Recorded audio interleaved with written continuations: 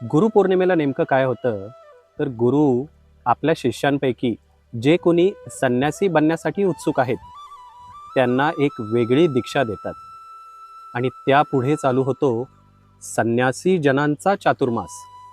पण हा चातुर्मास मात्र 60 दिवसच चालतो.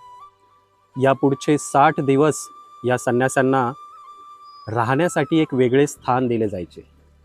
म्हणजे ते मौन आणि एकटे राहतील याच अनुषंगाने एक वेळचे भोजन ते देखील पोट भरून नाही, अधिकाधिक साधना, ब्रह्मचर्याचे कडेकोटपणे पालन आणि यासारखं बरंच काही.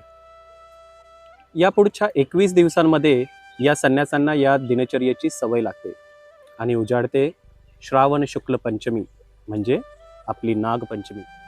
नागपंचमीला हे सर्व संन्यासी आपल्या स्वतःच्या शरीरातील नागदेवतेला आवाहन करतात, विनंती करतात की हे नागदेवता, आम्ही तुम्हाला प्रसन्न करण्यासाठी तप करत आहोत, आमच्या विनंतीला मान द्या, आमच्या मेहनतीला यश द्या. कोण नागदेवता?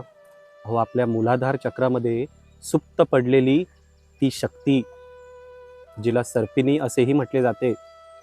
आपण मात्र नागपंचमीला काय करतो हे मला वेगळं सांगण्याची गरज नाही.